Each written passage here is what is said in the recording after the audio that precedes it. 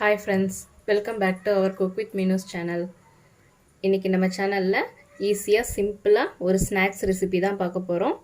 வேற ஒண்ணும் இல்லங்க. ரவையை வச்சு சிம்பிளா ஒரு ஸ்வீட் போண்டா செஞ்சிருக்கேன். பாருங்க. மேலே நல்லா கிறிஸ்பியாவும் இருக்கு. உள்ள நல்லா சாஃப்ட்டாவும் இருக்கு. வீட்ல இருக்கிற பொருட்களை வச்சே ஈஸியா சிம்பிளா செய்யக்கூடிய ஒரு ரெசிபி தான். எப்படி செய்யறதுன்னு தெரிஞ்சுக்கிறதுக்கு வீடியோ ஃபுல்லா ஸ்கிப் பண்ணாம பாருங்க. 2 முட்டை உடைச்சு ஒரு கப்பில் ஊற்றி வச்சுருக்கேன். இதை சேர்த்துக்கிறேன். அது கூடவே ஒரு 5 டேபிள் ஸ்பூன் சர்க்கரை எடுத்து இந்த கப்பில் வச்சுருக்கேன். அதையும் சேர்த்துக்கிறேன். இது ரெண்டையும் நல்லா ஒரு ஒயர் வேஸ்க்கு வச்சு நல்லா மிக்ஸ் பண்ணிக்கலாம்.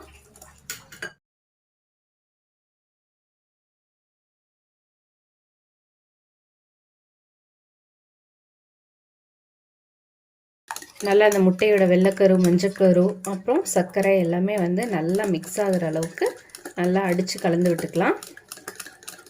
இது எல்லாமே நல்லா மிக்ஸ் ஆயிடுச்சு. இது கூட 1 கப் ரவை சேர்த்துக்கலாம். இது வந்து வறுக்காத சாதாரண ரவை தான். ரவை இதில் சேர்த்துக்கிறேன். கூடவே ஒரு 3 டேபிள் ஸ்பூன் அளவுக்கு மைதா மாவு எடுத்து வச்சுருக்கேன். ரவை மட்டும்தான் அந்த கப் அளவுக்கு நான் எடுத்திருக்கேன். அது வந்து கிராம் கணக்குக்கு எடுத்துட்டோன்னா 150 கிராம் வரும். மற்றபடி நான் சுகரு, மைதா எல்லாம் சேர்த்தது இந்த ஸ்பூன் அளவுக்கு தான். இந்த ஸ்பூனால் தான் 5 டேபிள் ஸ்பூன் அளவுக்கு சர்க்கரையும் 3 டேபிள் ஸ்பூன் அளவுக்கு மைதாவும் சேர்த்துருக்கேன். இது எல்லாத்தையும் மறுபடியும் நல்லா மிக்ஸ் பண்ணிக்கலாம்.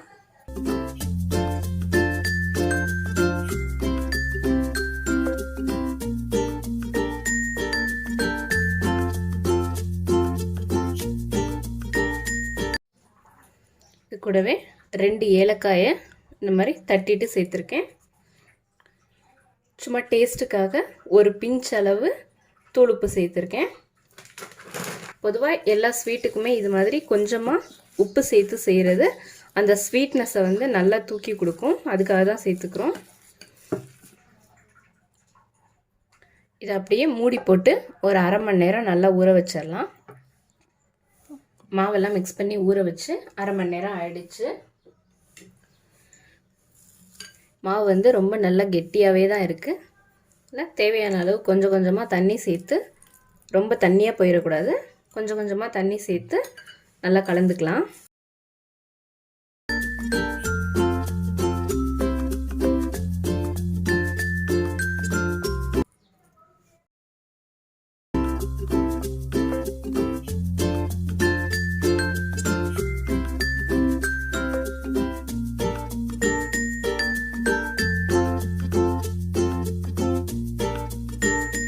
இந்த அளவுக்கு நல்லா எடுத்து இப்படி கிள்ளி விடுற அளவுக்கு இருந்தால் போதும்.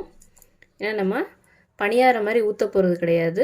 சும்மா இப்படி பக்கோடா, போண்டாலாம் போடுவோம்ல, அது மாதிரி இப்படி தான் கிள்ளி விட போகிறோம். அதனால் மாவோட பதம் இந்த அளவு கரெக்டாக இருக்கும்.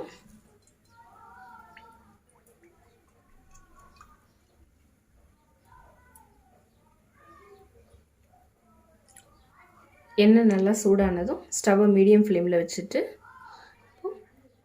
நம்ம கலந்து வச்சுருக்கிற மாவை இப்படி சின்ன சின்ன துண்டுகளாக போட்டு எடுத்துக்கலாம். ஸ்டவ் ஃப்ளேமை வந்து நம்ம அதிகமாக வச்சிட்டோம்னா மேலே நல்லா செவந்து வந்துடும், உள்ளே வேகாமல் போயிடும். அதனால் மீடியம் ஃப்ளேமில் வச்சிட்டோம்னா எல்லா பக்கமும் நல்லா ஒரே மாதிரி வெந்து வரும்.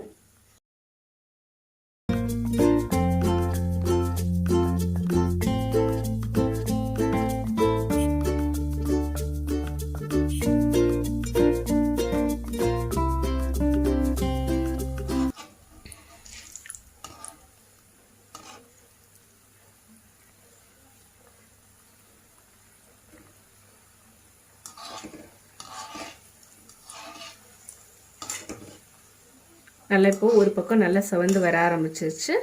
இப்போ அப்படியே திருப்பி திருப்பி விட்டுக்கலாம். பாருங்கள், நம்ம சோடா மாவெல்லாம் எதுவுமே சேர்க்காமலே முட்டை சேர்த்துருக்கிறதுனால நல்லா சாஃப்டாக புஸ் புஸ்ன்னு வந்திருக்கு. நல்லா எல்லா பக்கமும் நல்லா செவந்து வந்ததுக்கப்புறம் எடுத்துக்கலாம்.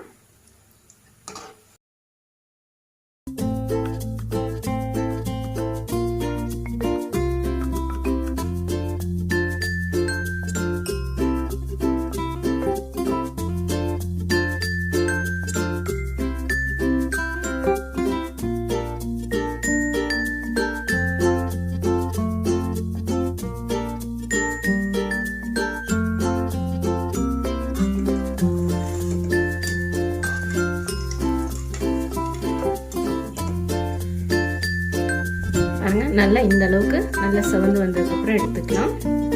ரெசிபி உங்களுக்கு பிடிச்சிருந்தா மறக்காமல் லைக் பட்டனை ப்ரெஸ் பண்ணிக்கோங்க. உங்கள் ஃப்ரெண்ட்ஸுக்கும் ஷேர் பண்ணுங்கள்.